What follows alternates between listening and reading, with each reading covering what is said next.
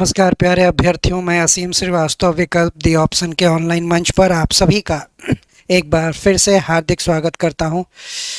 Dear aspirants, मेरा आज का क्लास भारत के जो भौतिक प्रदेश हैं, भू आकृतिक प्रदेश हैं, उसके अंतर्गत तटीय मैदान, भारतीय मरुस्थल और द्वीप समूह पर आधारित है। इससे पूर्व में मैंने उत्तर तथा उत्तर पूर्वी पर्वतमाला, उत्तर भारत का मैदान और प्रायद्वीपीय पठार की विस्तार पूर्वक व्याख्या कर दी है, समझा दिया है। अब चूंकि भारत को मोटे तौर पर 6 भूआकृतिक प्रदेशों में बांटा जाता है, 3 मैंने वर्णन कर दिया, अब 3 बच गया।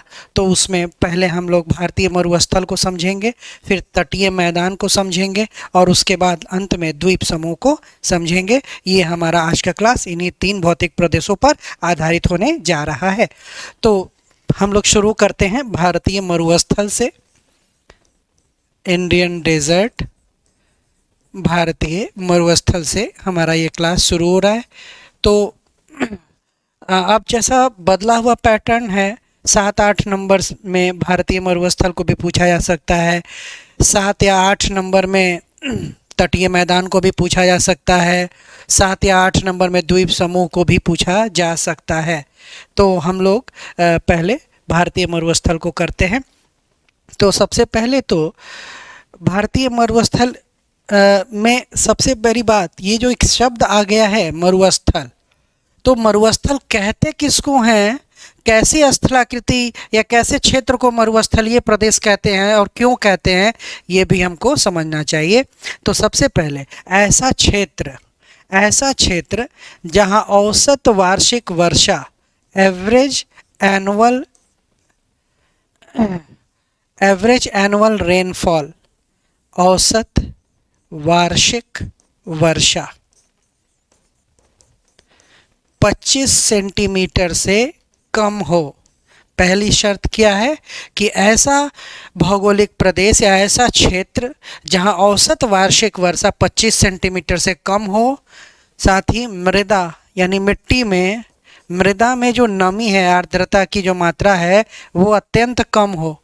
तो जब मृदा बहुत कम वर्षा होगी तो मिट्टी में नमी की मात्रा भी कम होगी। तो मिट्टी में जब नमी कम होगी तो इसमें जैविक तत्व भी काफ़ी कम होंगे। तो वनस्पतियों का विकास वैसे नहीं होगा जैसे कि प्रायद्वीपीय भारत के सदाबहार वनों में होता है या भारत के अन्य क्षेत्रों में होता है, बल्कि यहाँ पर चूँकि नमी कम है, वर्षा कम है, तो वनस्पति कैसी होगी? तो वनस्पति होगी झाड़ीनुमा, वनस्पति कांटेदार वनस्पति होगी और प्लस झाड़ीनुमा वनस्पति होगी। ठीक है। तो फिर से आपको बताएं कि ऐसा प्रदेश जहां औसत वार्षिक वर्षा 25 सेंटीमीटर से कम हो, मृदा में नमी अत्यंत कम हो, जैविक तत्व का अभाव पाया जाता हो और वनस्पति के नाम पर कांटेदार वनस्पति और झाड़ियां हो, को हम लोग मरुस्थलीय प्रदेश कहते हैं। अब मरुस्थलीय प्रदेशों में सदैव जल का घाटा बना रहता है, क्योंकि एक तो 25 सेंटीमीटर से कम बरसात होती है, ऊपर से जल का घाटा मरुस्थलीय प्रदेश में इसलिए बना रहता है क्योंकि इस प्रदेश में जो वर्षा प्राप्ति दर वो कम होता है और इसकी तुलना में जो वाष्पीकरण एवेपोरेशन की जो दर है, वाष्पीकरण की जो दर है वो इसकी तुलना में अधिक होती है। तो वर्षा प्राप्त होता है कम, और जबकि वाष्पीकरण जिस गति से वर्षा प्राप्त होती है उससे अधिक गति से वाष्पीकरण हो जाता है। इसी कारण सदैव मरुस्थलीय प्रदेशों में जल का घाटा बना रहता है। अब तापमान या तापीय विशेषता के आधार पर भारतीय मरुस्थल को 2 भागों में बांटा जाता है। तो जो उष्ण कटिबंध से सटा हुआ प्रदेश है, वहाँ पर गर्म मरुस्थल है, हॉट डेजर्ट है। तो और जो शीतोष्ण कटिबंधीय क्षेत्र है वहाँ पर शीत मरुस्थल है। मरुस्थल बेसिकली गर्म मरुस्थल होते हैं और कोल्ड डेजर्ट, हॉट डेजर्ट होता है और कोल्ड डेजर्ट। तो भारत में जो गर्म मरुस्थल है वो ये वाला इलाका है, ये वाला इलाका गर्म मरुस्थल का है, हॉट डेजर्ट का है, गर्म, या हम लोग इसको उष्ण मरुस्थल भी कहते हैं, हॉट डेजर्ट। और इसका नाम क्या है? इसका नाम है थार मरुस्थल। थार एक अरबी भाषा के शब्द से निकला हुआ है जिसका अर्थ रेत होता है। तो ये गर्म मरुस्थल हो गया। और यहाँ पे जो मरुस्थल है ये शीत मरुस्थल है, कोल्ड डेजर्ट है। तो जब भी भारतीय मरुस्थल पे प्रश्न आए ना, इसका ये मतलब नहीं है कि सिर्फ थार मरुस्थल, थार तो गर्म मरुस्थल है, शीत मरुस्थल को भी एक भारत का मैप बना के दिखाना चाहिए, दोनों के बारे में लिखना चाहिए। तो शीत मरुस्थल बेसिकली इसको हम लोग क्या कहते हैं? लेह या इसको हम लोग लद्दाख का मरुस्थल भी कहते हैं, लद्दाख का मरुस्थल, ये शीत मरुस्थल है। ठीक है, तो सबसे पहले हम लोग गर्म मरुस्थल या उष्ण मरुस्थल या थार मरुस्थल को समझेंगे, इसकी विशेषता को समझेंगे। तो एक अलग मैप में मैं आपको दिखाता हूँ। देखिए ये वाले चित्र में, इस वाले चित्र में आप देखिए कि ये वाला जो इलाका है, ये वाला जो भारत का इलाका है, ये थार मरुस्थल यानी शुष्क एरिड जोन है, ये शुष्क क्षेत्र है, शुष्क जलवायु का क्षेत्र है। और ये वाला जो आप इलाका देख रहे हैं ये अर्ध शुष्क क्षेत्र है, सेमी एरिड जोन है ये वाला। और यहाँ पर ये वाला जो इलाका आप देख रहे हैं ये भी शुष्क है क्योंकि वर्षा कम होती है। तो ये कैसा मरुस्थल है? शीत मरुस्थल है, यानी कोल्ड डेजर्ट है, जो कि भारत के लद्दाख में पड़ता है।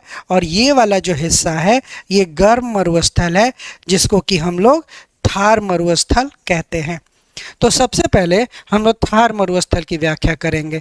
तो एक बार और रिमाइंडर दे दूं आपको कि मरुस्थल कैसी स्थलाकृति कहते हैं? जहां औसत वार्षिक वर्षा 25 सेंटीमीटर से कम हो, मृदा में नमी अत्यंत कम हो, जैविक तत्वों का अभाव हो और वनस्पति के नाम पर कांटेदार वनस्पति और झाड़ियां हो, ऐसी स्थलाकृति को ही हम कहते हैं मरुस्थल। और भारत में तापीय विशेषता के आधार पर गर्म और शीत के आधार पर दो मरुस्थल हैं। अब हम लोग बात करेंगे लद्दाख की, सॉरी थार मरुस्थल की। तो सबसे पहले दो फैक्ट इस मरुस्थल के बारे में। इस मरुस्थल का पहला फैक्ट क्या है कि यह जो थार मरुस्थल है यह दुनिया का 7वां सबसे बड़ा, दुनिया का 7वां सबसे बड़ा गर्म मरुस्थल है, गर्म मरुस्थल है, पहला फैक्ट। दूसरा फैक्ट इसका दूसरा फैक्ट है यह दुनिया में सर्वाधिक जनसंख्या घनत्व वाला मरुस्थल है।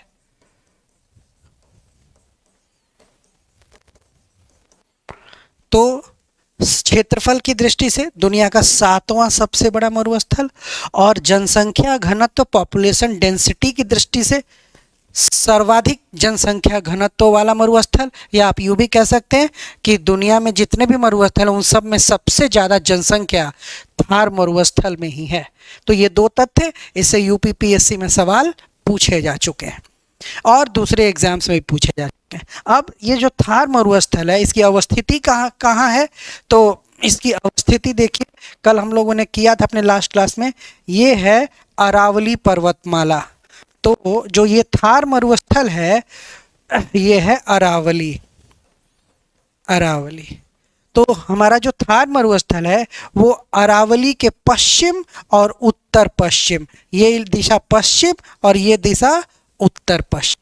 तो जो थार मरुस्थल है वो अरावली पर्वतमाला के पश्चिम और उत्तर पश्चिम में अवस्थित है और राजस्थान राज्य के लगभग 61% भौगोलिक दृष्टि से राजस्थान राज्य के 61% क्षेत्रफल पर थार मरुस्थल फैला हुआ है।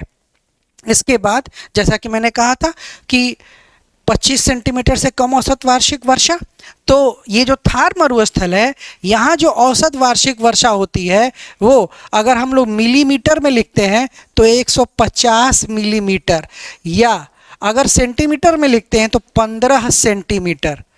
तो इस इस थार मरुस्थल, इस गर्म मरुस्थल में औसत वार्षिक वर्षा 15 सेंटीमीटर से भी कम होती है, जबकि 25 यानी ये 25 सेंटीमीटर से कम है। इसीलिए यहाँ पर क्या है, वर्षा की मात्रा अत्यंत कम है, चूँकि और तापमान के कारण जो भी वर्षा प्राप्त होती है वो बड़ी तेजी से वाष्पीकृत हो जाती है, इसीलिए जल का घाटा बना रहता है। इसके बाद देखिए कि ये जो राजस्थान का ये जो हमारा थार मरुस्थल है, ऐसा माना जाता है कि मेसोजोइक युग में ये जो इलाका है मेसोजोइक युग में अरब सागर का हिस्सा था, यानी ये सागरीय क्षेत्र था। एक बहुत गहरा तो नहीं लेकिन सागर का छिछला कम गहरा महासागर का, अरब सागर का पानी इस इलाके में था और धीरे धीरे अवसादों के निक्षेपण के कारण ये जो जलीय क्षेत्र है वो भर गया और यहाँ परतदार चट्टान का निर्माण हो गया। तो भूगर्भिक दृष्टि से जो थार मरुस्थल है वो प्रायद्वीपीय भारत का हिस्सा है, लेकिन ऊपर ये रेगिस्तान दिखता है। रेगिस्तान कैसे दिखता है? अत्यंत शुष्क दशाओं के कारण। जब दशाएं अत्यंत शुष्क होती हैं, ड्राई होती हैं, तब भौतिक अपक्षय होता है, यांत्रिक अपक्षय होता है। भौतिक अपक्षय क्या होता है? भौतिक अपक्षय में सूर्य के तापीय प्रभाव से या वर्षा के प्रहार से चट्टानों में टूट फूट होती है और फिर वायु के द्वारा, जो शुष्क क्षेत्र होता है, वायु के द्वारा उन टूटे फूटे अपक्षयित पदार्थों का अपरदन होता है। इस कारण से ये जो क्षेत्र है वो मरुस्थलीय क्षेत्र में तब्दील हो गया, क्योंकि यहाँ पर जो चट्टान था वो सैंडस्टोन था, बलुई चट्टान था, और इस कारण से ये संपूर्ण क्षेत्र कालांतर में रेगिस्तान में तब्दील हो गया।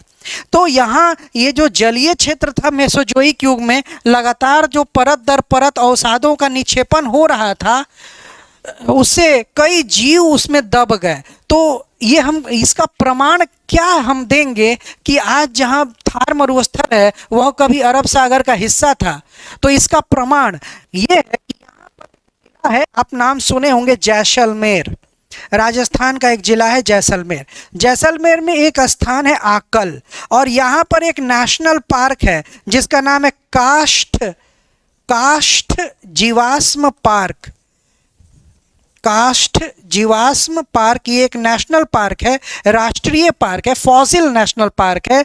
इस पार्क में हम आपके लिए प्रदर्शनी के रूप में रखा गया है वो चट्टान जो यहाँ से प्राप्त हुआ। उन परतदार चट्टानों में कई बड़े बड़े जलीय जीव दब गए, जो ये प्रमाणित करता है, और उन दबे हुए जलीय जीव के कंकाल उन चट्टानों में देखे जा सकते हैं, जो ये प्रमाणित करता है कि यहाँ कभी जलीय क्षेत्र था सागर का।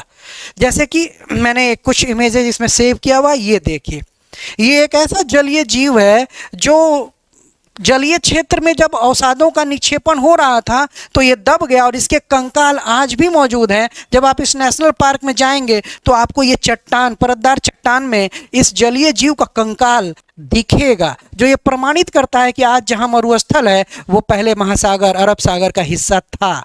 एक और चित्र है इसके अलावा, यहाँ आप देखिए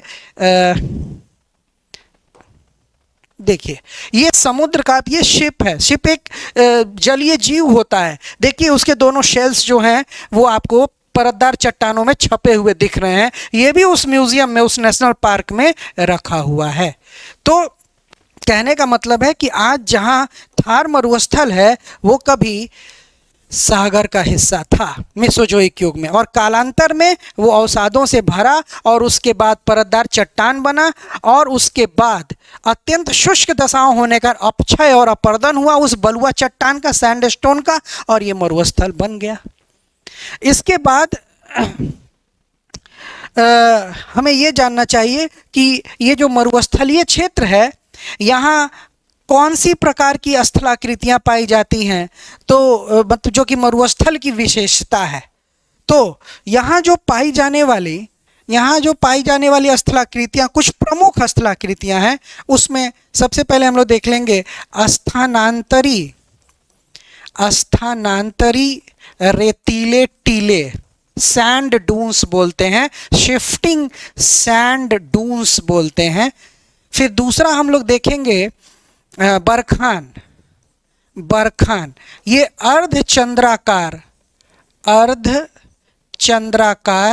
रेतीले टीले होते हैं, लेकिन इनके आकार काफ़ी बड़े होते हैं, तो इसको हम कहते हैं बरखान। फिर तीसरा हम लोग स्थलाकृति देख लेंगे, मशरूम रॉक इसको बोलते हैं, मशरूम रॉक, या फिर इसको हिंदी में बोल देते हैं हम लोग छत्रक चट्टान, छाते के समान, या जो मशरूम का जो ऊपरी हिस्सा छाते के समान होता है। तो ये मरुस्थलीय क्षेत्र की विशेषता है। इसके अलावा मरु उद्यान, ये सब जो स्थलाकृतियाँ हैं ये मरुस्थल की विशेषताएं हैं। तो यहाँ मैंने एक शब्द लिखा है स्थानांतरी, आप इस इमेज को देखेंगे, इस वाले इमेज को देखिए, ये है स्थानांतरी रेतीले टीले। अब स्थानांतरी क्यों कहें? क्योंकि ये जो रेत का भंडार है ना, जिस ओर वायु की दिशा होगी, अगर वायु के चलने की दिशा इधर से इधर होगी, तो ये सारे रेत के टीले उसी दिशा में जमा होते चले जाते हैं और टीले का आकार ले लेते हैं। अगर वायु इधर से चलने लगेगी तो ये बिगड़ जाएगा, और फिर जिधर वायु जा रही है उधर ये रेतीले टीले जमा होते चले जाएंगे, इसलिए इसको कहते हैं स्थानांतरी रेतीले टीले। ये मरुस्थलीय स्थलाकृति की विशेषता है। इसके अलावा ये एक और देखिए, ये और अच्छा एक इमेज है स्थानांतरी रेतीले टीले का। आप देख सकते हैं जिधर वायु जा रही है ना, देखिए ये कलेक्ट हो रहा है, जमा हो रहा है वायु के दबाव से, और इस तरह से लगातार प्रेशर के कारण ये टीले का आकार ले रहा है। लेकिन अगर वायु की दिशा बदल गई तो ये दूसरे ओर बन जाएंगे जिधर वायु जा रही है।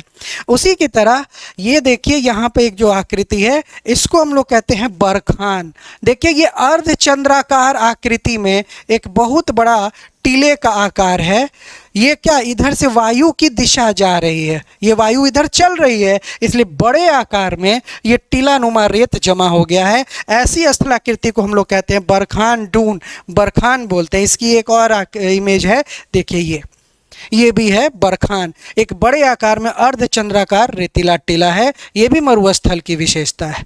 इसके बाद हमने लिखा था छत्रक चट्टान। देखिए ये छत्रक चट्टान, अब क्या है कि जो बलुआ चट्टान है रेगिस्तानी इलाके में, चूंकि शुष्क दशा होगी, जहाँ भी ड्राई कंडीशन होगा वहाँ जल के द्वारा अपर्दन नहीं होता, वायु के द्वारा घर्षण से वायु बड़ी तेज चलती है। तो देखिए इसमें आप साफ इस इमेज में देख सकते हैं कि जो मुलायम चट्टान था, ये नीचे वाला हिस्सा जो मुलायम परतदार चट्टान था उसका ज़्यादा अपर्दन हो गया, और इसकी तुलना में जो सख्त कठोर परतदार चट्टान था उसका अपर्दन कम हुआ, और इस तरह से छत्रक चट्टान देखने को मिलते हैं मरुस्थलीय क्षेत्रों में। आप देख सकते हैं इस इमेज में कि इसमें भी धारियां बनी हुई, लगातार वायु इनको काट रहा है। एक कुछ वर्षों के बाद ये हो सकता है कि समाप्त ही हो जाए।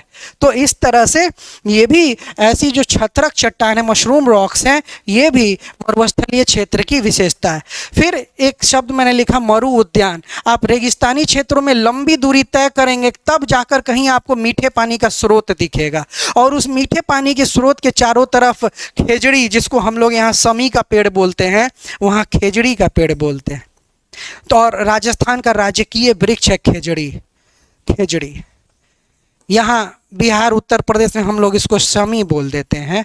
बड़ा ही पवित्र पौधा माना जाता है, पवित्र माना जाता है क्योंकि एक कथा इससे जुड़ी हुई है, और ये राजस्थान का स्टेट ट्री है। ये खूब दिखेगा, क्योंकि ये मरुस्थलीय जलवायु के अनुकूल ही ये वृक्ष है जिसने इस जलवायु के अनुसार खुद को ढाला है। और कहानी जैसा कि मैंने आपको डिस्कस किया, माना जाता है कि पांडवों को जो 12 वर्ष का वनवास मिला था, उसके बाद शर्त ये थी कि 12 वर्ष का जब आप वनवास पूरा कर लेंगे तो 1 वर्ष का अज्ञातवास होगा, और उस 1 वर्ष अज्ञातवास के दौरान अगर आप पकड़ लिए गए तो आपको पुनः 12 वर्ष के लिए वनवास जाना पड़ेगा। तो जब पांडव 12 वर्ष का वनवास कंप्लीट करते हैं तो सबसे बड़ी समस्या ये हो गई कि ये अपने अस्त्र शस्त्र कहाँ छुपा के रखेंगे 1 साल के लिए। जब वन में नहीं रहना, इधर ही छुप के रहना है, अज्ञात में रहना है, तब पांडवों ने, चाहे अर्जुन का वो गांडीव हो, तीर धनुष हो, या युधिष्ठिर का भाला हो, या भीम का गदा हो, नकुल सहदेव का भाला हो, तलवार हो, वो सब इसी पेड़ में रखा गया छुपाकर। और ये इतनी घनी होती है, छोटे छोटे पत्तों, लेकिन नीचे से ऊपर कुछ दिखती नहीं, इसलिए इसका हिंदू धर्म में इस खेजड़ी के पेड़ का बड़ा महत्व है। तो ये राजस्थान का राजकीय वृक्ष है। तो देखिए यहाँ पर ये झाड़ी नुमा वनस्पति भी है। तो झाड़ियाँ, बबूल, बेर, नीम, खेजड़ी, यही वनस्पति दिखती है। तो जहाँ कहीं भी रेगिस्तान में मीठे पानी का स्रोत होगा वहाँ पर इसी प्रकार की वनस्पतियाँ जो है बेल, बबूल, खेजड़ी, ये आपको दिखाई देगा, और वहीं पर बस्ती दिखाई देती है। इसीलिए राजस्थान में वैसी बस्ती नहीं मिलेगी जैसे हमारे यहाँ बिहार में या उत्तर प्रदेश के मैदान में दिखेगी, सघन घनी बस्तियाँ, घर सटे सटे, गलियाँ संकीर्ण और खेत के मैदान, बस्ती के बाद खाली खेत ही खेत। वैसा राजस्थान में नहीं दिखेगा, क्योंकि वहाँ मीठे पानी का स्रोत जहाँ मिलेगा वहीं पर कुछ बस्तियाँ होती हैं। इसीलिए राजस्थान की सेटलमेंट कैसा होगा, प्रकीर्ण, स्कैटर्ड होगा। और हमारे यहाँ की बस्ती कैसी है, सघन बस्ती है। ये हम लोग सेटलमेंट में पढ़ते हैं, वो यूपीएससी के सिलेबस में आता है। तो ये इस तरीके का मरुस्थल है। और मरुस्थल कान कैसी वनस्पति, कैसी बस्ती, कैसा जल की मात्रा, ये सब मैंने आपको समझाने का इसमें प्रयास किया। इसके बाद अब हम लोग देखते हैं कि भारतीय मरुस्थल को ढाल के आधार पर 2 भागों में बांटा जाता है। जैसे कि अब इसको आप देखिए, ये जो भारतीय मरुस्थल है इसको ढाल के आधार पर 2 भागों में बांटा जाता है। क्योंकि हमारा जो ये थार मरुस्थल है ये सिर्फ भारत में ही नहीं फैला हुआ है, ये पाकिस्तान में भी फैला हुआ है। थार मरुस्थल पाकिस्तान और भारत में फैला हुआ है, और राजस्थान के 61% भौगोलिक एरिया को कवर करता है। तो ढाल के आधार पर एक ढाल इधर है और एक ढाल इधर है। तो सिंध की ओर जो ये जो हिस्सा है ना पाकिस्तान का, ये सिंध प्रांत है, और यहाँ भी थार मरुस्थल का हिस्सा है, थार मरुस्थल का विस्तार है। तो थार मरुस्थल को ढाल के आधार पर 2 भागों में बांटा जा सकता है। सिंध की ओर ढाल वाला उत्तरी भाग वाला मरुस्थल, और ये वाला इलाका क्या है, गुजरात का कच्छ का रण, इसको हम लोग बोलते हैं कच्छ का रण। तो कच्छ के रण की ओर ढाल वाला दक्षिणी भाग। तो 2 भागों में थार मरुस्थल को बांटते हैं, सिंध की ओर ढाल वाला उत्तरी भाग और कच्छ के रण की ओर ढाल वाला दक्षिणी भाग का ये 2 भागों में हम लोग इस मरुस्थल को बांटे। इसके अलावा अब हम लोग देखते हैं कि जो थार मरुस्थल है इसमें जो नदियां बहती हैं उनकी क्या विशेषता है। तो देखिए, थार मरुस्थल में जो नदियां बहती हैं वो सभी नदियां मौसमी हैं। मौसमी हैं, इसको एक और शब्द से हम लोग बोल सकते हैं कि वो सब नदियां अल्पकालिक हैं। तो नदियां अल्पकालिक यानी कुछ ही खास समय में ये रेगिस्तान ऊपरी सतह पर बहती हुई दिखती हैं। अधिकांश नदियां मौसमी अल्पकालिक हैं, और कुछ नदियां तो रेत के नीचे नीचे बहती हैं। तो रेत के नीचे नीचे बहती हैं, ये किस प्रकार के अपवाह का उदाहरण है, अंतःस्थलीय अपवाह। इसको हम लोग बोलते हैं इनलैंड ड्रेनेज सिस्टम, अंतःस्थलीय अपवाह का उदाहरण है रेगिस्तानी क्षेत्र में जो नदियों का बहाव है। जैसे कि बिहार में आप एक नदी के बारे में पढ़ेंगे, फल्गु नदी। फल्गु नदी ऊपर दिखती नहीं है, जब मानसून का समय नहीं होगा ना तो वो दिखेगी नहीं बहती हुई, लेकिन अगर वहाँ पे 2-3 कुदाल अच्छे से चला दिया जाए तो पानी निकल आता है, क्योंकि वो सतह के नीचे नीचे बहती है। बिल्कुल उसी तरह मरुस्थलीय भागों में भी जो नदियाँ हैं वो कुछ दूर तक, जैसे इस चित्र में अगर हम लोग देखें टीले वाले चित्र में, तो जो नदियाँ होती हैं मरुस्थलीय क्षेत्र में वो कुछ दूर तक बहती हुई इस तरह से दिखेंगी और इसके बाद वो नहीं दिखेंगी। और ये क्या होता है, लेकिन ऐसा नहीं है कि वो बह नहीं रही है, वो सतह के ऊपरी रेत के नीचे नीचे बहती हैं और किसी झील या प्लाया में जाकर मिलती हैं। झील या प्लाया, इसको बोलते हैं झील या प्लाया। अब यहाँ आकर इसमें मिलती हैं, फिर आगे ये बहती हुई दिखती हैं। तो प्लाया क्या होता है, मरुस्थलीय क्षेत्र में जो खारे पानी की झील है, मरुस्थलीय क्षेत्र में जो खारे पानी की झील है इसको कहा जाता है प्लाया।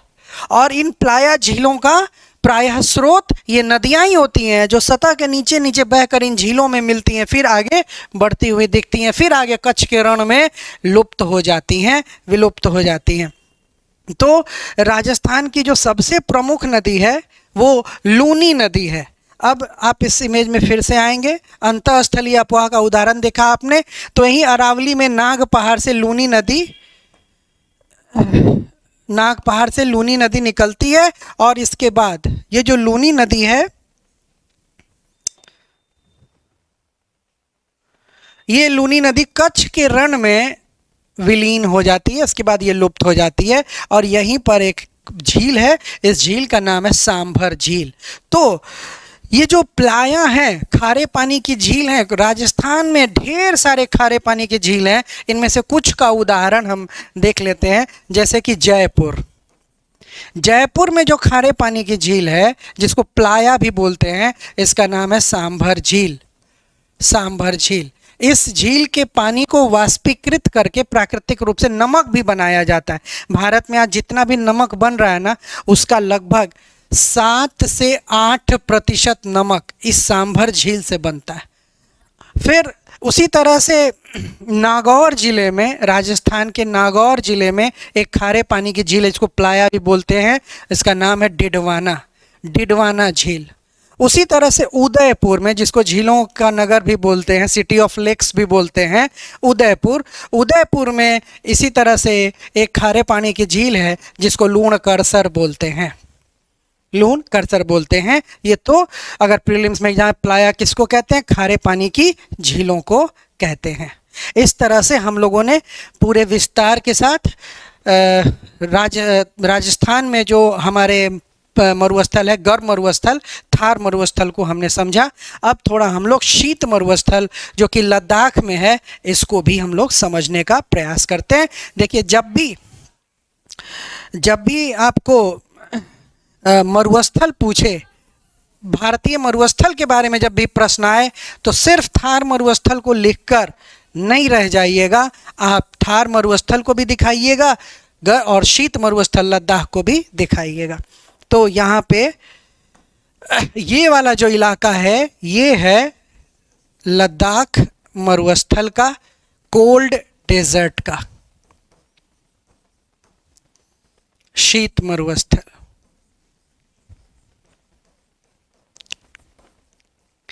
अब इसके बारे में हम लोग क्या, तो पहले ही हम लोगों ने इंट्रोडक्शन में देख लिया था कि मरुस्थलीय क्षेत्र वैसा क्षेत्र होता है जहां औसत वार्षिक वर्षा 25 सेंटीमीटर से कम होती है, मृदा में अत्यंत कम नमी, जैविक तत्वों का अभाव, वनस्पतियों के नाम पे झाड़ियां, कांटेदार वनस्पति होती है।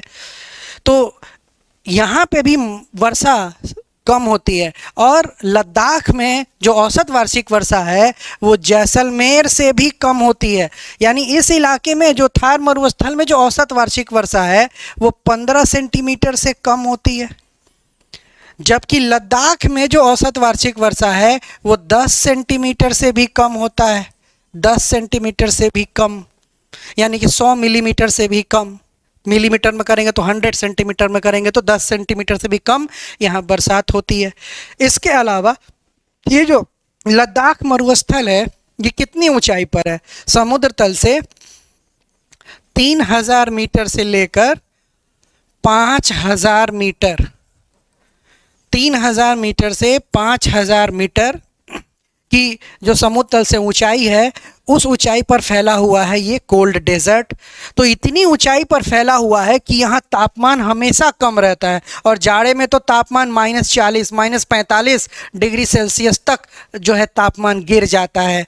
तो इतना कम तापमान होने के कारण यहाँ की क्या विशेषता है, यहाँ पर बर्फीले तूफान चलते रहते हैं। बर्फीले तूफान जिसको कि एवलांच बोलते हैं इंग्लिश में, एवलांच, बर्फीले तूफान। और बहुत ज़्यादा स्नोफॉल होता है, खासकर जाड़े में बहुत ज़्यादा हिमपात होता है, स्नोफॉल होता है। और चूँकि पठारी इलाका है, स्लिपरी है, इसीलिए और यहाँ पे लैंडस्लाइड भी बहुत ज़्यादा होता है, भूस्खलन। तो इतनी अधिक ऊंचाई पर है, काफ़ी ठंडा है, इसीलिए यहाँ बर्फीले तूफान, हिमपात और भूस्खलन आम बात है। और लद्दाख क्षेत्र की जो मिट्टी है वो बहुत उपजाऊ नहीं है, क्योंकि एक तो नमी कम है, वर्षा की मात्रा कम है, उसमें पोषक तत्वों का अभाव भी है। लेकिन आप जानते हैं ना, जो अभाव में पलता है वो ज़्यादा जुझारू होता है, ज़्यादा रफ एंड टफ होता है, ज़्यादा मजबूत होता है। जैसे राजस्थान रेगिस्तान के लोग है ना, बाजरा खाते हैं, वज्र के समान मजबूत रहते हैं। कम वर्षा में, शुष्क दशाओं में बाजरा हो जाता है, वो पौधा ही विषम परिस्थिति में भी जिंदा रहता है, टिकता है। इसलिए वैसे लोग भी यहाँ कर्मठ, जुझारू और शारीरिक रूप से काफ़ी मजबूत होते हैं। उसी तरह लद्दाख की विषम परिस्थितियों में एक विशेष प्रकार की वनस्पति उगती है। उस विशेष प्रकार की वनस्पति को मैं आपको यहाँ दिखाना चाहूँगा और उसके बारे में आपको बताना चाहूँगा कि वो क्या है। देखिए, ये वनस्पति, ये जो आप फल देख रहे हैं, बेरी, पहले तो इसको कहा क्या जाता है, तो इसको लेह बेरी भी बोला जाता है। लद्दाख की राजधानी लेह है, इस पे लेह बेरी भी बोलते हैं। प्लस इसको सी बक थॉर्न भी बोलते हैं, और इसका एक प्रचलित नाम इंग्लिश में बक व्हीट है, बक व्हीट। अब मैं ये आपको क्यों बता रहा हूँ, तो लद्दाख की अत्यंत शुष्क दशाओं में ये फल होता है, ये बेरी होता है, इसको लेह बेरी बोलते हैं। अब इसकी विशेषता जानिए। अगर मैं तुलनात्मक रूप से बोलूँ तो जैसे बिहार में एक सुपर फूड होता है, दुनिया ने इसका अब स्वाद चख लिया है, लोकल से ग्लोबल हो गया, उसको मखाना बोलते हैं, फॉक्स नट बोलते हैं, एक सुपर फूड है। उसी तरह से ये लद्दाख का सुपर फूड है और इसकी कीमत अब बहुत ज़्यादा होने जा रही है। क्यों? क्योंकि देखिए, इसमें विटामिन अगर बात करें तो vitamin A, vitamin C, vitamin E, सारा आवश्यक खनिज यानी मिनरल्स है इसमें। और ये एकमात्र वानस्पतिक उत्पाद है जिसमें सभी ओमेगा फैटी एसिड होते हैं। जैसे 4 प्रकार के ओमेगा फैटी एसिड होते हैं, omega 3 fatty acid, omega 6, omega 7, omega 9, ये ऑल फैटी एसिड्स हैं जो गुड हार्ट के लिए बड़े अच्छे होते हैं। तो ये चारों प्रकार के जो ओमेगा फैटी एसिड्स हैं ये बकव्हीट में पाए जाते हैं, और ये तब क्या कहलाता है, ये सुपर फूड कहलाता है। इसका डिमांड बहुत ज़्यादा है और इससे आजकल जैम बन रहे हैं, इससे आजकल फ्रूट, इसके जूसेस बन रहे हैं, और फिर इसको सुखाकर इसको क्रश करके इसका आटा भी बन रहा है। तो कहने का मतलब है कि इसकी विशेषता आप इस बात से भी जानिए, बकव्हीट की विशेषता, कि नासा इंटरनेशनल स्पेस स्टेशन में, अंतर्राष्ट्रीय अंतरिक्ष स्टेशन है, उसमें इसी पौधे को ग्रो करने का प्रयास कर रहा है, ताकि अंतरिक्ष यात्रियों जो उसमें लंबे समय तक रह जाते हैं उनका पोषण स्तर शरीर का बना रहे, उनका शरीर गिरे ना। आप इस बात से इसका महत्व समझिए। तो कल हो के भविष्य में मान लीजिए आप प्रीलिम्स यूपीएससी का एग्ज़ाम दे रहे हो या किसी भी अच्छे एग्ज़ाम्स में बैठे हो और आए कि नासा इंटरनेशनल स्पेस स्टेशन में कौन सा पौधा उगाने का प्रयास कर रहा है, तो ये बकव्हीट है। इसको सी बकथॉर्न भी बोलते हैं, लेह बेरी भी बोलते हैं। ये एक सुपर फूड है जो लेह के मरुस्थल में, लद्दाख के मरुस्थलीय क्षेत्र में उगता है। तो ये महत्व है। तो इस प्रकार से मैंने आपको भारतीय मरुस्थल के अंतर्गत गर्म मरुस्थल और शीत मरुस्थल, इन सब की व्याख्या करके समझाई। अब जो हम लोग भौतिक प्रदेश का अध्ययन करने जा रहे हैं उसका नाम है तटीय मैदान, कोस्टल प्लेन। तो तटीय मैदान को पढ़ते हैं। उम्मीद करता हूँ ये जो आपको एडिशनल इन्फॉर्मेशन मैंने दिया ये अच्छा लगा होगा। इसके बाद आगे बढ़ते हैं, तटीय मैदान की तरफ आते हैं। तो ये एक, हाँ, इसके बाद भी मैंने एक इमेज यहाँ सेव किया हुआ है। तो पहले हम लोग तटीय मैदान की समझें कि किसको तटीय मैदान बोलते हैं, कोस्टल प्लेन किसको बोलते हैं, ये आप समझ लीजिए।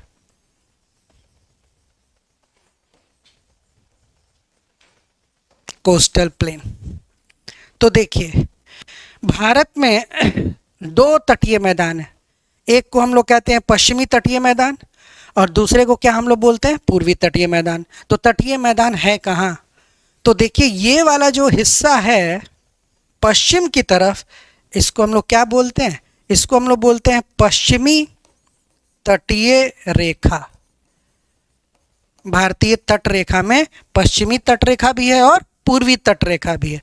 और ये कौन सी तट रेखा है, ये जो तट रेखा है ये है पूर्वी तट रेखा। ठीक है, अब देखिए यहाँ पे क्या है, तो यहाँ पर पश्चिमी घाट की सीमा समाप्त होती है। वेस्टर्न घाट जो हम लोगों ने कल पढ़ा है ये क्या है, इसको थोड़ा एक मिनट, ये जो कल अपने लास्ट क्लास में हम लोगों ने देखा है ये क्या है, ये है वेस्टर्न घाट्स, ये पश्चिमी घाट है। तो अब जरा देखिए ये पश्चिमी तट रेखा, पश्चिमी तट रेखा और पश्चिमी घाट के बीच,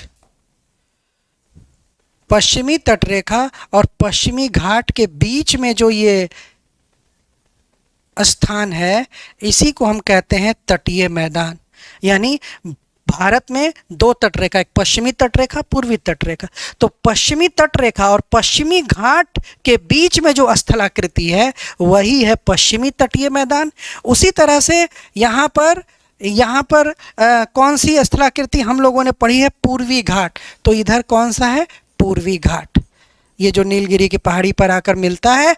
तो अब आप देखिए जो पूर्वी तटीय मैदान है वो पूर्वी तट रेखा और पूर्वी घाट के बीच में जो स्थलाकृति है इसी को हम लोग कहते हैं पूर्वी तटीय मैदान। ठीक है, तो भारतीय तट रेखा दो हैं, पश्चिमी तट रेखा, पूर्वी तट रेखा, और पश्चिमी तट रेखा और पश्चिमी घाट के बीच में पश्चिमी तटीय मैदान, और पूर्वी तट रेखा और पूर्वी घाट के बीच में जो स्थलाकृति है वो क्या है, वो पूर्वी तटीय मैदान है। इस तरह से भारत में दो तटीय मैदान हैं। अब हम लोग पहले पश्चिमी तटीय मैदान का अध्ययन हम लोग करने जा रहे हैं। तो इसी चित्र में मैं पहले आपको समझाऊंगा, फिर मैं दूसरा चित्र आपको दिखा भी दूंगा। तो पहले हम लोग अध्ययन करते हैं पश्चिमी तटीय मैदान को। तो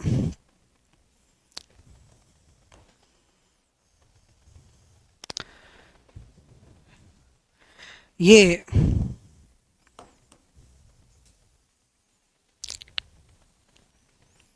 है पश्चिमी तटीय मैदान। अब पश्चिमी तटीय मैदान क्या है, ये एक जलमग्न तटीय मैदान का उदाहरण है। जलमग्न तटीय मैदान का उदाहरण है पश्चिमी तटीय मैदान। अब जलमग्न होने का यहाँ पर फॉल्ट है, भ्रंश है, अफ्रीकी प्लेट और इंडियन प्लेट के बीच में यहाँ पर एक फॉल्ट है, इसीलिए टूट कर भारत यहीं से अलग हुआ भ्रंश के सहारे। तो टूटा तो फिर यहाँ वलन हुआ, वलन से पश्चिमी घाट बना। तो ये जो पश्चिमी हिस्सा है नीचे महासागर में डूब गया, और डूबने के कारण ये जो पश्चिमी तटीय मैदान है ये एक संकरी पट्टी मात्र है, बहुत नैरो है। पश्चिमी तटीय मैदान की चौड़ाई अधिक नहीं है, क्योंकि पश्चिमी तटीय मैदान जलमग्न तटीय मैदान का उदाहरण है। लेकिन फिर इसके कारण एक विशिष्टता हासिल हो जाती है। जलमग्न होने के कारण ये जो पश्चिमी तटीय मैदान है ये बड़े बड़े बंदरगाहों, पत्तनों के विकास के लिए प्राकृतिक दशाएं उपलब्ध करा देता है। यानी हमारा पश्चिमी तटीय मैदान पूर्वी तटीय मैदान की तुलना में बंदरगाहों के विकास के लिए ज़्यादा अनुकूल है। इसीलिए यहाँ पर कई बड़े बड़े बंदरगाह, हालांकि बड़े बंदरगाह पूर्वी तटीय मैदान पर भी हैं, लेकिन पूर्वी तटीय मैदान के बंदरगाहों की तुलना में पश्चिमी तटीय मैदान अधिक बड़े हैं, वो ज़्यादा सामानों को हैंडल करते हैं। तो ज़रा हम लोग यहाँ पे बंदरगाहों को देखें तो यहाँ पर जो बंदरगाह है, यहाँ पर इसका नाम है कांडला। आजकल इसका नाम बदल के हो गया है दीनदयाल उपाध्याय सी पोर्ट। फिर यहाँ पर जो है आर्थिक राजधानी, यहाँ पर जो बड़ा बंदरगाह है इसका नाम है मुंबई। फिर मुंबई के भार को ही कम करने के लिए यहाँ पर जो बंदरगाह बनाया गया, इस बंदरगाह का नाम है JL नेहरू पोर्ट, और इसका एक और नाम है नहावा शेवा। जिस स्थान पर ये बना है नवी मुंबई में, इस स्थान का नाम है नहावा शेवा, इसीलिए इसको नहावा शेवा पोर्ट भी बोलते हैं या जवाहरलाल नेहरू पत्तन भी बोलते हैं। मुंबई जो भारत का सबसे बड़ा बंदरगाह है उसके भार को कम करने के लिए इसका विकास किया गया। फिर गोवा में अगर आप आएंगे तो गोवा में जो बड़ा बंदरगाह है उसका नाम है मरमा गाँव। फिर कर्नाटक में एकमात्र बड़ा बंदरगाह है न्यू मंगलोर या मंगलुरु, आजकल नाम इसका बदल गया है, बेंगलुरु तो मंगलुरु हो गया है, मंगलुरु। और केरल में यहाँ पर जो बड़ा बंदरगाह है इसका नाम है कोचीन। और एक अभी हाल ही में 2 साल पहले एक बड़ा बंदरगाह और बना है मुंबई के भार को कम करने के लिए ही, पालघर जिले में, यहाँ पर मुंबई के उत्तर में यहाँ जो बंदरगाह बना है इसका नाम है वधावन। तो ये इतने बड़े बड़े बंदरगाह पश्चिमी तटीय मैदान पर विकसित हुए, सारे प्राकृतिक बंदरगाह हैं, इनकी गहराई बहुत अधिक है। और ये सब संभव हुआ है क्यों? क्योंकि पश्चिमी तटीय मैदान जल में डूबा हुआ तटीय मैदान है, इसीलिए बड़े बड़े जलयान जो है वो सीधा तट पर आकर लग सकते हैं। इसके बाद देखिए ये जो हमारा पश्चिमी तटीय मैदान है इसको जो है अलग अलग राज्यों में अलग अलग नामों से जाना जाता है। जैसे कि ये जो राज्य है ये गुजरात है, तो गुजरात में ये वाला जो पोर्शन है इसमें पश्चिमी तटीय मैदान को बोलते हैं, गुजरात में कच्छ का तट बोलते हैं, कच्छ तट। और ये वाला जो हिस्सा है इसको बोलते हैं काठियावाड़ तट, काठियावाड़ तट बोलते हैं। फिर महाराष्ट्र से लेकर गोवा तक ये वाला जो तटीय इलाका है, ये वाला जो तटीय इलाका, ये कच्छ का तट है, ये काठियावाड़ का तट है। और फिर ये वाला जो इलाका है इसको बोला जाता है कोंकण तट। महाराष्ट्र से लेकर गोवा तक बोला जाता है कोंकण तट। और फिर गोवा से लेकर मंगलुरु तक ये वाला जो इलाका है, इस इलाके में ये जो तट है इसको हम लोग बोलते हैं कनारा तट या कर्नाटक का तट, कर्नाटक तट। और केरल में जो तटीय मैदान है इसको हम लोग बोलते हैं मालाबार का तट, मालाबार प्लेन्स, मालाबार तट। इस तरह से जो पश्चिमी तटीय मैदान है इसको अलग अलग राज्यों में अलग अलग नाम से जाना जाता है। एक बार यूपीपीएससी के मेंस एग्जाम में 2016, वो एग्ज़ाम मैं भी दे रहा था, उस एग्ज़ाम में 10 नंबर का एक सवाल आया मालाबार तट।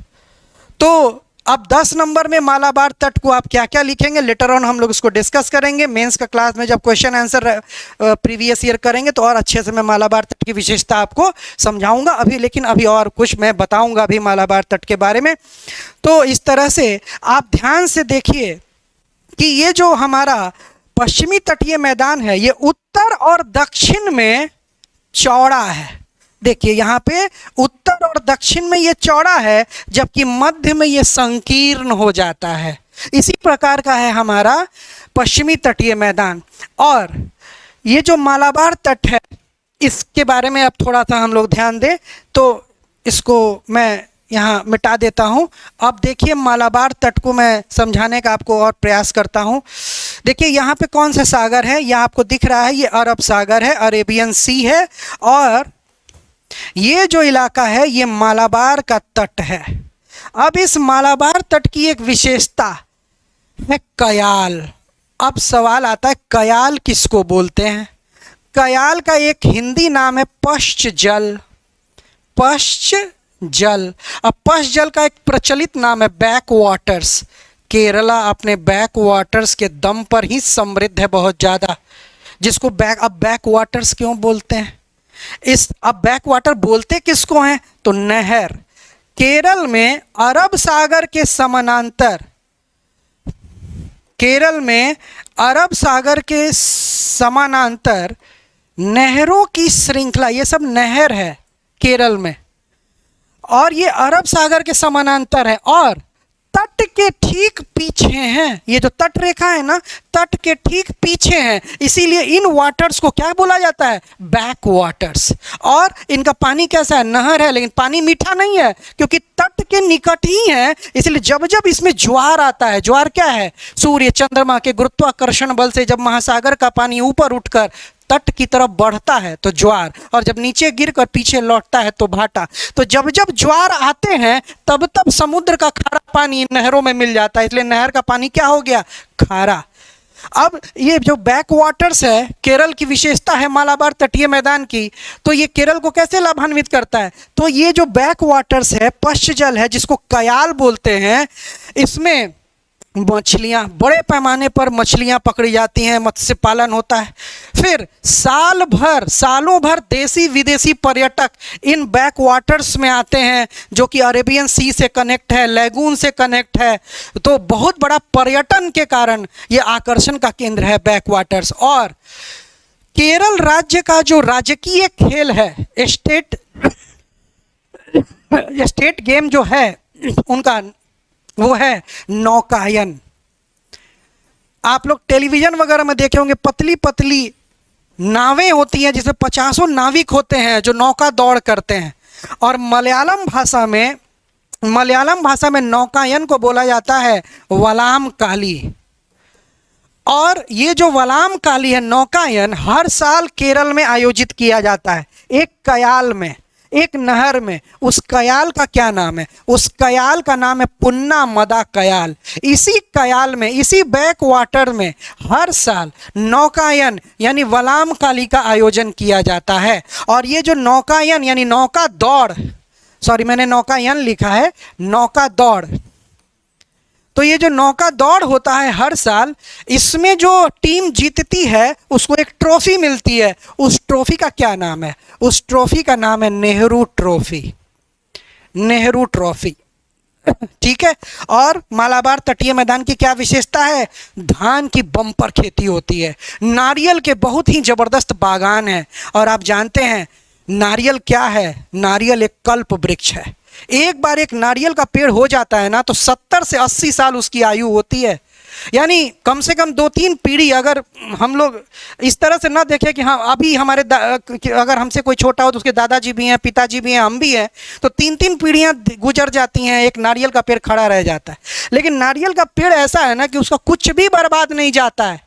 आप नारियल का फल देख रहे हैं, कभी मैं मालाबार तट की विशेषता बताऊंगा तो नारियल के पेड़ की विशेषता ही आपको 5-7 मिनट बताऊंगा कि वो क्या है। जहां नारियल के बागान होते हैं वहां आर्थिक संपन्नता अपने आप हो जाती है। तो मालाबार तट की विशेषता जो है वो पश्च जल है। पश्च जल किसके कारण प्रसिद्ध है? पर्यटन की दृष्टि से, मत्स्य पालन की दृष्टि से, वलाम काली नौका दौड़ के कारण जाना जाता है। फिर मालाबार तटीय मैदान अपने धान चावल की खेती के लिए और नारियल के बागान के लिए जाना जाता है। तो ये जो है पूरा का पूरा ब्यौरा मैंने आपके सामने पश्चिमी तटीय मैदान का रखा। अब हम लोग जरा देख लेते हैं पूर्वी तटीय मैदान। पहले हम पूर्वी तटीय मैदान को भी डिस्कस करेंगे और तब मैं आपको एक चित्र, इन दोनों का सम्मिलित चित्र आपको दिखाऊंगा।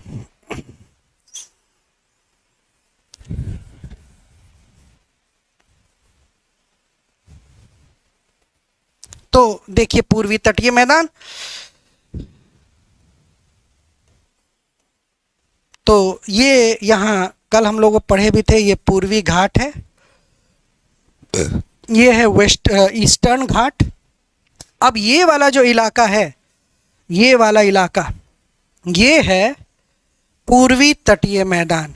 आप देख सकते हैं मैंने इसको पश्चिमी तटीय मैदान की तुलना में चौड़ा बनाया है, ये ऐसा ही है। पूर्वी तटीय मैदान पश्चिमी तटीय मैदान की तुलना में ज़्यादा चौड़ा और उभरे हुए तट का उदाहरण है। ये जलमग्न तट का उदाहरण नहीं है। पश्चिमी तटीय मैदान जल में डूबे हुए तटीय मैदान का उदाहरण है, इसीलिए वो नैरो है, संकीर्ण है। लेकिन ये उभरे हुए तटीय मैदान का उदाहरण है, ये चौड़ा है। और यहाँ पर जो मग्न तट है, जो कॉन्टिनेंटल शेल्फ है, जो कॉन्टिनेंटल शेल्फ, जो मग्न तट है, वो 500 किलोमीटर तक महासागर में है।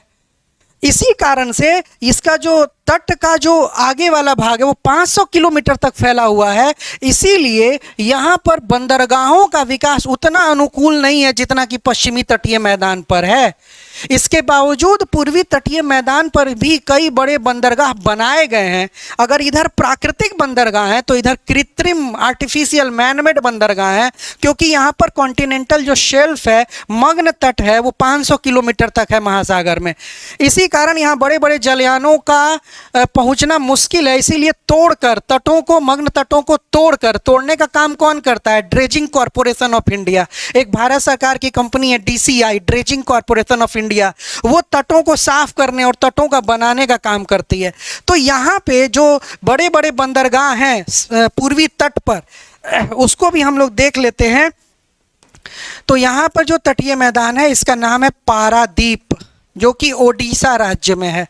फिर यहाँ पर जो तटीय मैदान का, यहाँ पे जो उड़ीसा में जो बंदरगाह है वो है पारादीप। और उसी तरीके से विशाखापट्टनम में जो आंध्र प्रदेश में जो बंदरगाह है, बड़ा बंदरगाह, इसका नाम है विशाखापट्टनम। तो ये आंध्र प्रदेश में है, ये ओडिशा में है। इसके बाद यहाँ पर जो बड़ा बंदरगाह है,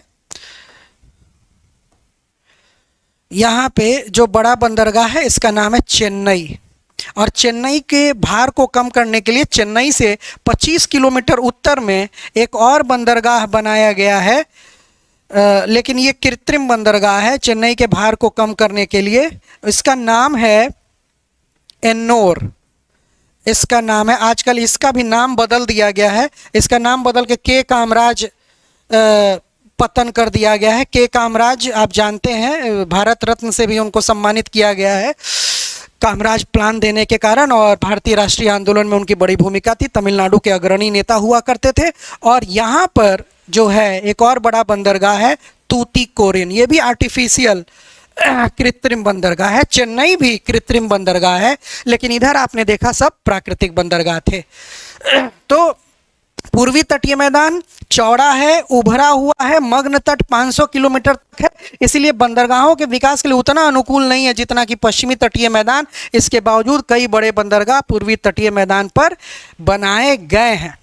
अब यहाँ आप देखिए, मैं दो नदियों को यहाँ दिखा दे रहा हूँ। दो नदियाँ जो है, देखिए यहीं से जो नदी निकलती है, ये गोदावरी निकलती है, ये है गोदावरी।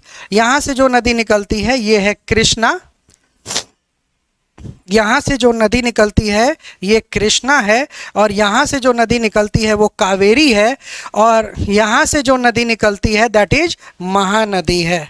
तो ये जो हमारा पूर्वी तटीय मैदान है, इसको भी दो भागों में, इसका भी नाम अलग अलग है। तो गोदावरी नदी जो आप देख रहे हैं ना, ये गोदावरी नदी, तो गोदावरी नदी के नीचे जो दक्षिण में जो ये पूर्वी तटीय मैदान है, इसको कहा जाता है कोरोमंडल का तट। कोरोमंडल तट इसको बोलते हैं। गोदावरी नदी के नीचे जो आंध्र प्रदेश का थोड़ा तट है और ये जो तमिलनाडु का तट है, इसको क्या हम बोलते हैं? कोरोमंडल तट। और गोदावरी नदी के उत्तर में अब ये जो मेन ओडिशा है, ये वाला जो ओडिशा का जो तटीय मैदान है, इसको हम लोग बोलते हैं उत्तरी सरकार, यानी कि नॉर्दर्न सरकार बोलते हैं। तो गोदावरी नदी के नीचे जो पूर्वी तटीय मैदान है वो कोरोमंडल तट है। गोदावरी नदी के ऊपर जो पूर्वी तटीय मैदान है वो उत्तरी सरकार कहलाता है। और ओडिशा का जो तटीय मैदान है, ओडिशा राज्य का जो तटीय मैदान है, आप लोग राष्ट्रगान में पढ़ते हैं, पंजाब, सिंध, गुजरात, मराठा, उत्कल, बंगा। तो ये जो उत्कल का मैदान है, ये ओडिशा के मैदान को ही उत्कल का मैदान भी बोलते हैं। ओडिशा के तटीय मैदान को उत्कल का मैदान भी बोलते हैं। तो ये अलग अलग नाम हो गया पूर्वी तटीय मैदान पर। अब पूर्वी तटीय मैदान पर यहाँ पे आप अब इसको मैं साफ करके और अच्छे से आपको यहाँ फिर बताता हूँ। देखिए पूर्वी तटीय मैदान पर ही ओडिशा राज्य में यहाँ पर एक खारे पानी का झील है जिसको लैगून भी बोलते हैं। लैगून वो छिछला जलीय, छिछला मतलब कम गहरा, लैगून तटीय क्षेत्रों में वो छिछला यानी कम गहरा जलीय क्षेत्र होता है जिसका या तो सागर महासागर से संपर्क समाप्त हो जाता है या फिर बहुत ही संकरे मार्ग द्वारा वो सागर महासागर से जुड़ा होता है। इसीलिए जो खारे पानी की झील जिसको कि तटीय क्षेत्रों में लैगून भी बोलते हैं, उसका पानी क्या हुआ, खारा। और यहाँ पर जो झील है, जो लैगून है, इसका नाम है चिल्का। चिल्का, चिल्का लेक इसका नाम है, चिल्का झील, जो कि भारत का सबसे बड़ा खारे पानी का झील है और भारत का सबसे बड़ा मीठे पानी का झील यहाँ पर है। इसका नाम बूलर झील है। लेकिन अगर बूलर झील मीठा पानी और खारा पानी न पूछा जाए, पूछ दिया जाए कि भारत का सबसे बड़ा झील कौन, तो भारत का सबसे बड़ा झील चिल्का झील। लेकिन मीठे पानी का सबसे बड़ा झील बूलर, जबकि खारे पानी का सबसे बड़ा झील देश का चिल्का झील है। ये एक लैगून भी है जो ओडिशा के तट पर स्थित है। इसके बाद देखिए यहाँ से जो नदी मैंने आपको दिखाया था ये गोदावरी, यहाँ से जो नदी आपको दिखाया था कावेरी, सॉरी कृष्णा। और इन दोनों नदियों के बीच में लेकिन तट पर नहीं, तट से कुछ दूर यहाँ पर एक झील है। इस झील का नाम है कोलेरू, जो कि पूर्वी तटीय मैदान में गोदावरी और कृष्णा नदियों के बीच में पूर्वी तट मैदान से थोड़ा पीछे, पूर्वी तटीय किनारा थोड़ा पीछे हट कर है। फिर यहाँ पर देखिए आंध्र प्रदेश और तमिलनाडु की सीमा पर, लेकिन क्षेत्र क्या है, आंध्र प्रदेश है। और आंध्र प्रदेश में ये जिला कहाँ है, इस जिले का नाम है नेल्लोर। और नेल्लोर जिले में समुद्र तट पर आंध्र प्रदेश में जो झील है, इस झील का नाम है पुलिकट, पुलिकट झील। और इसी झील के निकट क्या है, इसी झील के निकट सतीश धवन अंतरिक्ष अनुसंधान केंद्र है, जो कि पुलिकट झील के निकट ही है। इस तरह से मैंने आपको पश्चिमी तटीय मैदान और पूर्वी तटीय मैदान के बारे में विस्तार से समझाया। इस चित्र को आप देखिए तो देखिए ये हमारा पूर्वी तटीय मैदान, जिसमें ओडिशा को उत्कल का मैदान भी बोलते हैं, लेकिन गोदावरी से उत्तर ये जो पूर्वी तटीय मैदान है इसको नॉर्दर्न सरकार, उत्तरी सरकार बोलते हैं। और गोदावरी से नीचे ये जो तटीय मैदान है इसको कोरोमंडल का तट बोलते हैं। फिर पश्चिमी तटीय मैदान में ये कच्छ का तट, गुजरात में कच्छ का तट, काठियावाड़ का तट, महाराष्ट्र से लेकर गोवा तक कोंकण का तट, और फिर गोवा से लेकर कर्नाटक में ये कनारा यानी कर्नाटक का तट, और फिर केरल का जो ये तटीय मैदान है जिसको मालाबार का प्लेन्स कहते हैं। और बाद बाकी हमने इसके बारे में आपको विस्तार से समझाया। तो अगर 7 या 8 नंबर में इन दोनों तटीय मैदान के बीच अंतर पूछ भी लिया जाता है, तब भी मैंने आपको इतना फैक्ट बता दिया है कि आप 7-8 अंतर आराम से लिख सकते हैं। अब आखिरी जो टॉपिक है आज का वो है आइलैंड्स, द्वीप समूह। अब हम लोग ये भी कर लेते हैं, द्वीप समूह का भी अध्ययन हम लोग कर लेते हैं। तो सबसे पहले यहाँ आप एक चित्र देख लें।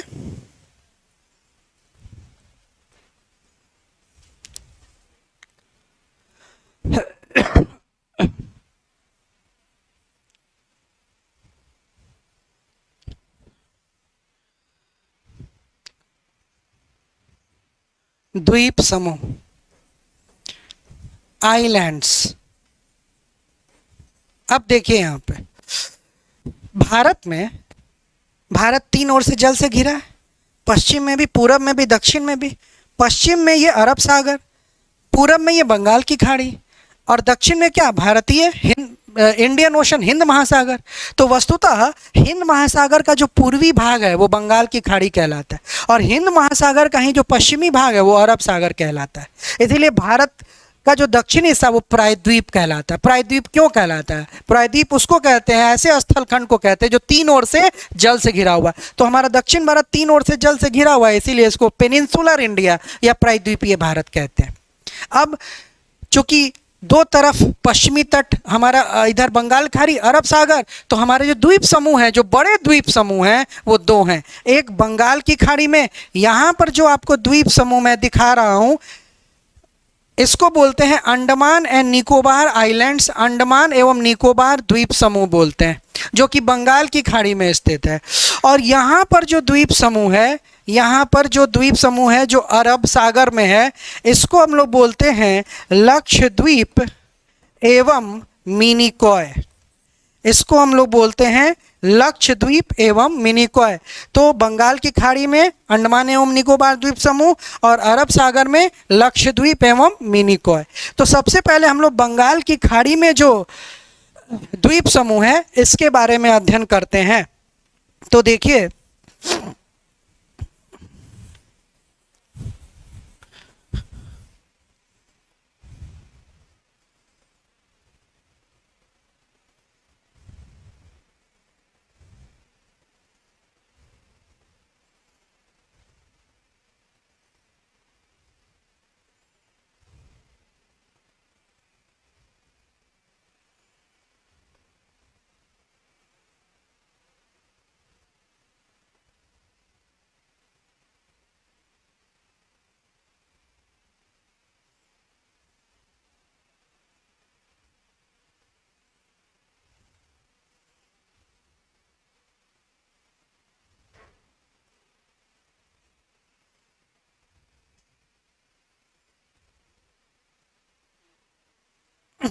देखिए यहाँ पर जो द्वीप समूह है बंगाल की खाड़ी में, ये वाला इलाका है जो बंगाल की खाड़ी में द्वीप समूह है। सबसे पहले हम लोग इसका लोकेशन देखते हैं कि कहाँ से कहाँ तक अक्षांश देशांतर, अक्षांश और देशांतर रेखाएं जहाँ मिलती हैं वहाँ किसी व्यक्ति वस्तु देश का लोकेशन ज्ञात होता है।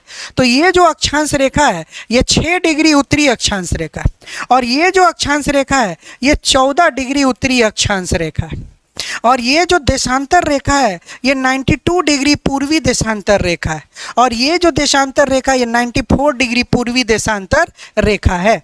तो इस तरह से जो अंडमान निकोबार द्वीप समूह है वो 6 डिग्री से 14 डिग्री उत्तरी अक्षांश और 92 डिग्री से 94 डिग्री पूर्वी देशांतर के मध्य अवस्थित है, और इसने ही क्षेत्रफल में कुल 572 द्वीप हैं। ऐसा माना जाता है कि अंडमान एवं निकोबार द्वीप समूह में कुल 572 द्वीप हैं, और इस 572 द्वीप में से सिर्फ 36 द्वीप पर ही मानव आवास है।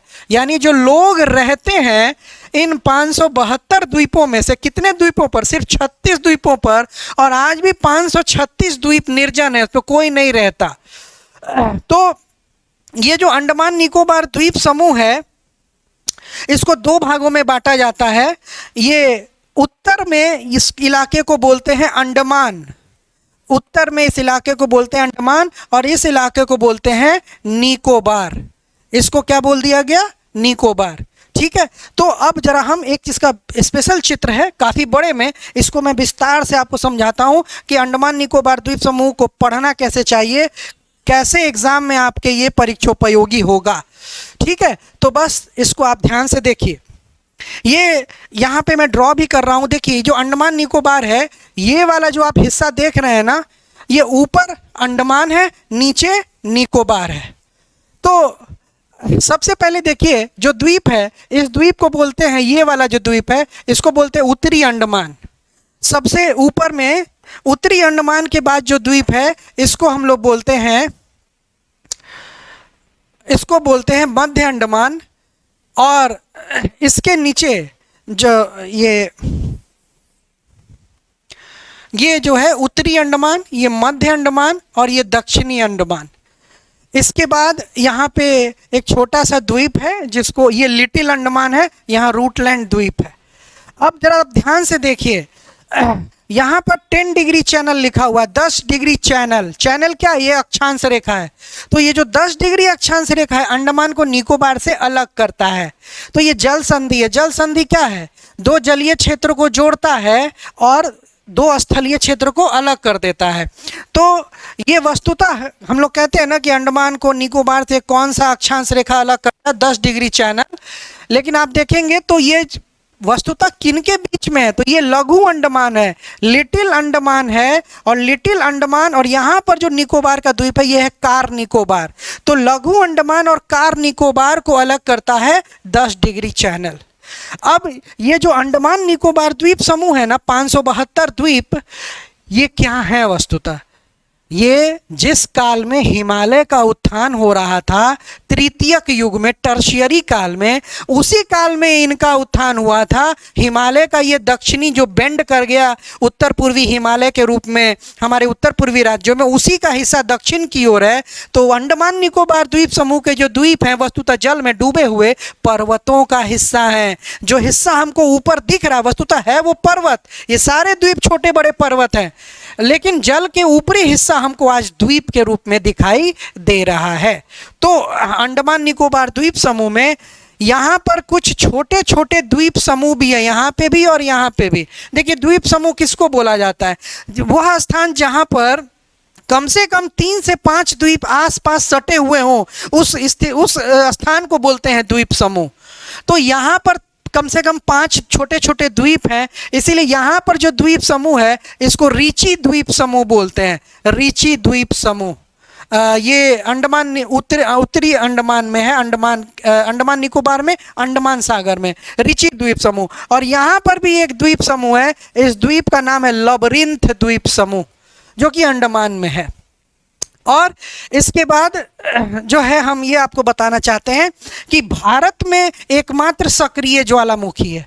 और वो सक्रिय ज्वालामुखी सिर्फ भारत का ही एकमात्र सक्रिय ज्वालामुखी नहीं है, वो पूरे दक्षिण एशिया और दक्षिण पूर्वी एशिया का एकमात्र, दक्षिण पूर्वी एशिया नहीं, वो तो इंडोनेशिया में है, पूरा दक्षिण एशिया का, भारत ही सहित पूरे दक्षिण एशिया का एकमात्र सक्रिय ज्वालामुखी भारत में ही है, अंडमान निकोबार में। इसका नाम है बैरन द्वीप। ये जो बैरन द्वीप है ये एकमात्र एक्टिव वॉल्केनो है। और इसी के उत्तर पूर्व में यहाँ पर एक द्वीप है, इसका नाम है नारकोंडम, जो अंडमान सागर में स्थित है। नारकोंडम द्वीप ये एक डोरमेंट यानी कि सुसुप्त ज्वालामुखी है। तो भारत में एक सक्रिय ज्वालामुखी है बैरन और एक सुसुप्त ज्वालामुखी है नारकोंडम। पहले इसको मृत ज्वालामुखी की कैटेगरी में रखा गया था, लेकिन 2004 में भारत में सुनामी आई थी। सुनामी के बाद इस द्वीप में ज्वालामुखी की एक्टिविटी देखी गई, इसीलिए इसको सुसुप्त ज्वालामुखी की कैटेगरी में डाल दिया गया। तो इस तरह से दो ज्वालामुखी भी हैं, एक एक्टिव है, एक डोरमेंट है, सुसुप्त है। इसके बाद देखिए जो अंडमान एवं निकोबार द्वीप समूह की जो राजधानी है उसका नाम है पोर्ट ब्लेयर। और प्रीलिम्स में अगर पूछ दे कि पोर्ट ब्लेयर अंडमान के किस द्वीप पर है, तो दक्षिणी अंडमान पर, दक्षिणी अंडमान पर स्थित है पोर्ट ब्लेयर। आजकल इसका नाम भारत सरकार ने बदल दिया है, इसका नाम बदल के कर दिया गया श्री विजयपुरम। तो श्री विजयपुरम नया ऑफिशियल नाम है पोर्ट ब्लेयर का, जो अंडमान निकोबार द्वीप समूह की राजधानी है। और भारत का जो संपूर्ण भारत का जो दक्षिणतम बिंदु है, भारत की जो मुख्य भूमि है उसका तो दक्षिणतम बिंदु कन्याकुमारी है, लेकिन संपूर्ण भारत का जो दक्षिणतम बिंदु है वो यहाँ पर है। इसका नाम है इंदिरा पॉइंट। सुनामी के बाद माना जाता है कि इस स्थान को क्षति पहुंची है, तो भारत का जो दक्षिणतम बिंदु है वो इंदिरा पॉइंट है। और वो किस द्वीप पर स्थित है? वो ग्रेट निकोबार द्वीप समूह पर, ग्रेट निकोबार द्वीप पर स्थित है। इस तरह से ये जो दक्षिण में निकोबार द्वीप है इसमें कुल 18 द्वीप हैं, मतलब 572 में से 554 द्वीप अकेले अंडमान में हैं और निकोबार में सिर्फ 18 द्वीप हैं। और उस 18 में से 11 द्वीपों पर मानव आवास है। और कुल मिला के अंडमान एवं निकोबार में 36 द्वीपों पर मानव आवास है। इसके बाद डंकन पैसेज भी है, यहाँ पे रूटलैंड द्वीप है, एक छोटा सा द्वीप है रूटलैंड द्वीप, और यहाँ लघु अंडमान, इनके बीच में जो जल संधि है उसको डंकन पैसेज बोला जाता है। अब बात ये करते हैं कि अंडमान सागर, अंडमान एवं निकोबार द्वीप समूह में कैसी जलवायु है और कैसी वनस्पति है। किस प्रकार की वर्षा होती है, ये चीज़ हम समझने का प्रयास करते हैं। तो देखिए, अंडमान निकोबार द्वीप समूह क्या है? द्वीप है। तो क्या होता है ना कि दिन के समय आप एक विशेषता जानते होंगे कि स्थल जल्दी गर्म होता है, जल्दी ठंडा हो जाता है, लेकिन जो महासागरीय भाग है वो देर से गर्म होता है और देर तक गर्म रहता है। तो दिन के समय क्या होता है कि ये द्वीप समूह का तापमान महासागर से अधिक हो जाता है।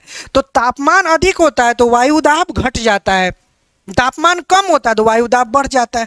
और वायु कैसे चलती है? हाई प्रेशर से लो प्रेशर। इसीलिए दिन के समय महासागर से स्थल की ओर हवाएं चलती हैं। अब ये हवाएं कैसी हैं? ये हवाएं महासागर के ऊपर से चल रही हैं, इसलिए इनमें नमी बहुत ज़्यादा होती है और गर्म हवाएं हैं। तो जैसे ही ये द्वीप पर पहुंचती हैं गर्म हवाएं, तो गर्म हवाएं कैसी होती हैं? हल्की होती हैं। तो गर्म हवाएं ऊपर उठती हैं। अब ये हवाएं ऊपर उठती हैं, ऊपर उठने से इनका तापमान और कम होता है, तो फिर बादल बनते हैं और संघनन की क्रिया होती है और वर्षा होती है।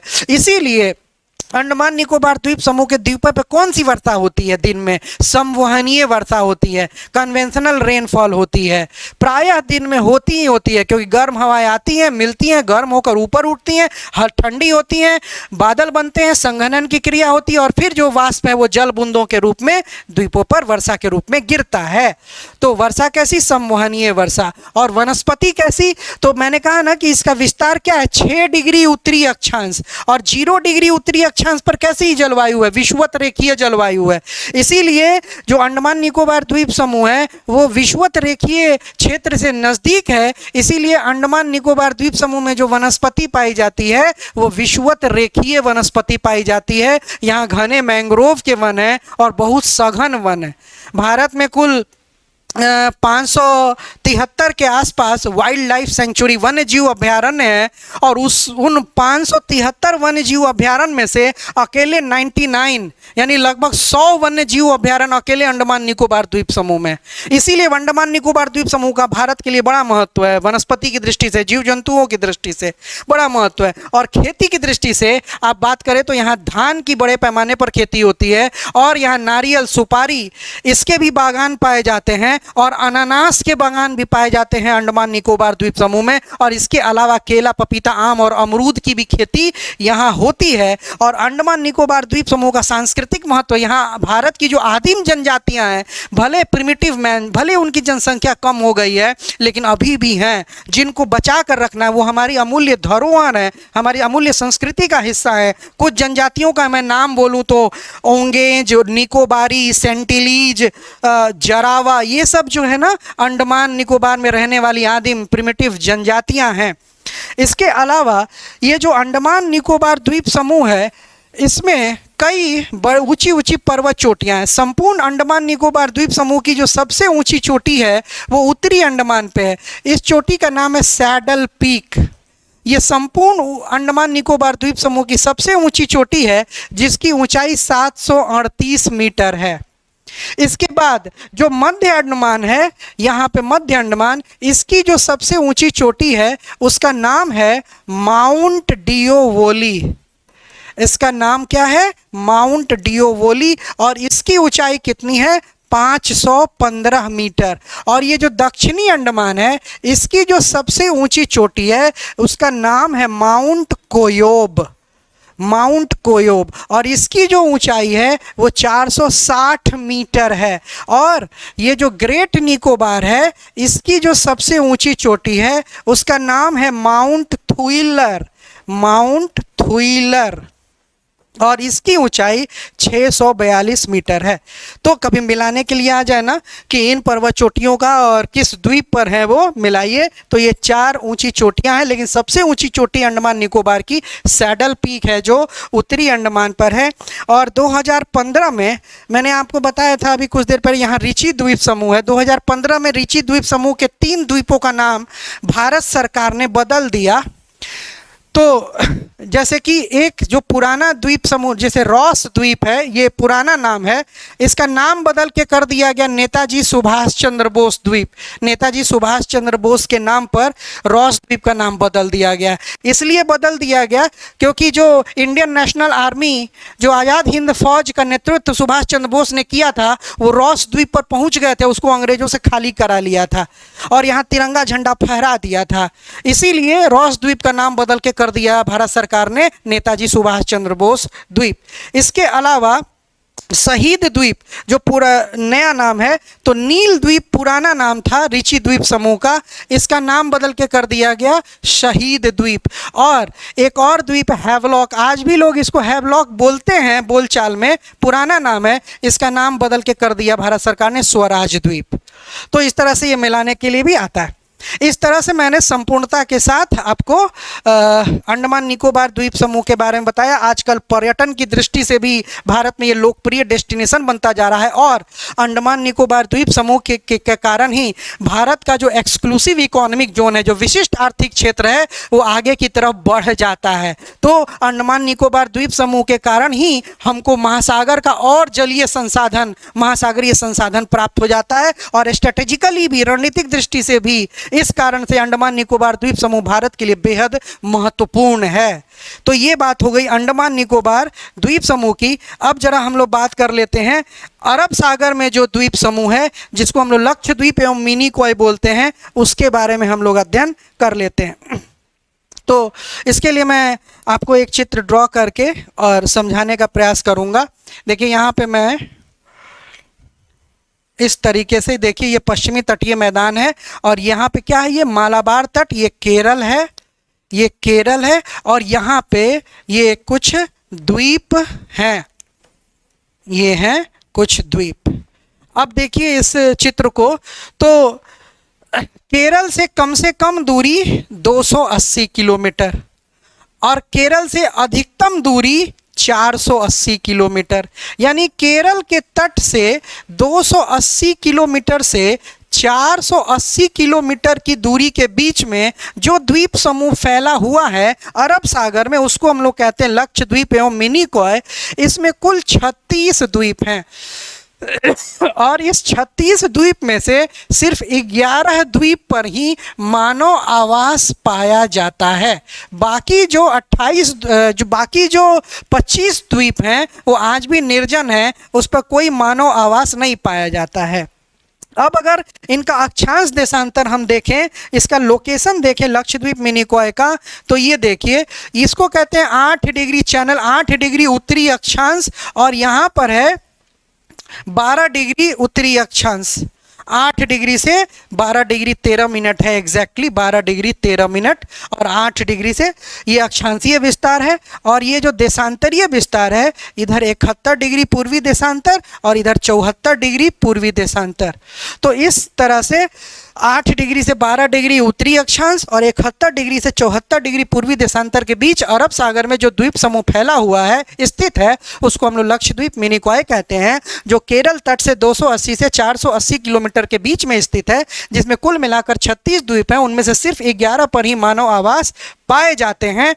और ये जो लक्षद्वीप एवं मिनिकॉय है, इसको अगर मैं और अच्छे से आपको यहाँ देखिए, यहाँ पे मैं समझाना का प्रयास करता हूँ। यहाँ पे कुल ये जो है, मैंने यहाँ पे कुछ द्वीप बना दिए, यहाँ पे एक द्वीप बना दिया। देखिए ये वाला जो हिस्सा है, अब कुल मिला के 36 द्वीप है। तो यहाँ पर जो अक्षांश रेखा है ये 8 डिग्री चैनल है और ये कौन सा द्वीप है, ये मिनिकॉय है, मिनिकॉय है। और यहाँ पर कौन सा देश है जिसमें 1200 द्वीपों का ये समूह है, ये देश है मालदीव। तो मालदीव को मिनिकॉय से अलग करने वाली अक्षांश रेखा क्या है, 8 डिग्री चैनल, वस्तुतः यह अक्षांश रेखा है। इसके बाद देखिए लक्षद्वीप को मिनिकॉय से जो अलग करने वाली अक्षांश रेखा है वो यहाँ से गुजरती है, इसको कहते हैं 9 डिग्री चैनल, इसको हम लोग बोलते हैं। यहाँ पे ये जो अक्षांश रेखा है मिनिकॉय, अब ये जो अक्षांश रेखा है ये 9 डिग्री चैनल है। तो लक्षद्वीप को मिनिकॉय से अलग करने वाला जो अक्षांश रेखा है 9 डिग्री लैटिट्यूड 9 डिग्री चैनल। अब यहाँ देखिए ये जो लक्षद्वीप में कुल 35 द्वीप है, इसको भी 2 हिस्से में बांटा जाता है। तो उसको कौन बांटता है? उसको 11 डिग्री अक्षांश रेखा। तो इस तरह से ये बीचों बीच में, यहाँ पर बीचों बीच में एक अक्षांश रेखा, इसको 11 डिग्री चैनल बोलते हैं। और लक्षद्वीप एवं मिनिकॉय में तो ये 11 डिग्री चैनल के ऊपर जो है इसको बोलते हैं अमीन दीवी या अमीनी दीवी द्वीप समूह या अमीन दीवी द्वीप समूह बोलते हैं। और 11 डिग्री के नीचे ये वाला जो हिस्सा है इसको बोलते हैं कन्ना नोरे द्वीप समूह बोलते हैं। तो लक्षद्वीप को भी 2 हिस्से में बांटा जाता है जिसमें कुल 35 द्वीप हैं। 11 डिग्री चैनल के ऊपरी हिस्से को अमीन दीवी द्वीप समूह और 11 डिग्री चैनल से नीचे के हिस्से को कन्ना नोरे द्वीप समूह बोलते हैं। और लक्षद्वीप एवं मिनिकॉय की जो राजधानी है वो कवरत्ती है, जो कि लक्षद्वीप के इलाके में है। और लक्षद्वीप मिनिकॉय का जो सबसे बड़ा द्वीप है वो यहाँ पर किताबों में तो भले मिनिकॉय लिखा हुआ है, लेकिन मिनिकॉय सबसे बड़ा द्वीप नहीं है लक्षद्वीप मिनिकॉय का। एंड्रॉट जो है वो सबसे बड़ा द्वीप है जो यहाँ लक्षद्वीप में है, जिसका क्षेत्रफल 4.9 वर्ग किलोमीटर है। ये लक्षद्वीप और मिनिकॉय का सबसे बड़ा द्वीप है। और दूसरा सबसे बड़ा जो द्वीप है वो मिनिकॉय है, जिसका कुल क्षेत्रफल 4.3 वर्ग किलोमीटर है। ठीक है, संपूर्ण लक्षद्वीप और मिनिकॉय का कुल क्षेत्रफल कितना है? 30 वर्ग किलोमीटर। संपूर्ण लक्षद्वीप और मिनिकॉय का कुल क्षेत्रफल 30 वर्ग किलोमीटर है।